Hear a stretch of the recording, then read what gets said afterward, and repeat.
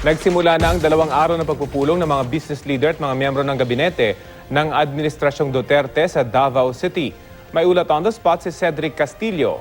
Cedric?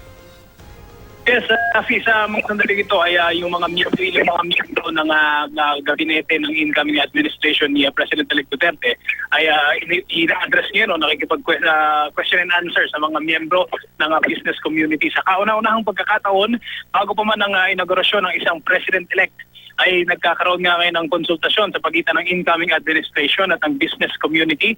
Dito sa Davao City ay ginaganap ngayong araw hanggang bukas itong Sulong Pilipinas, kung saan magkakaroon ngayong hapon ng workshop na ang aabot sa 4 na mga miyembro ng business community at ang economic cluster ng papasok na administrasyon ni President-elect Duterte.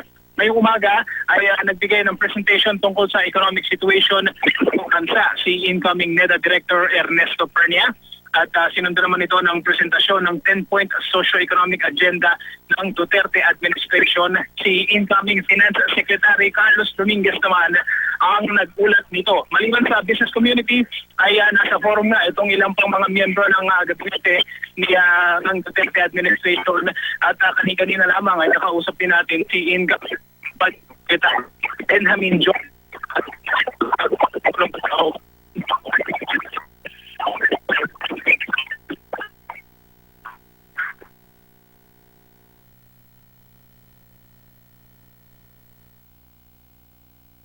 At maya-maya po lamang.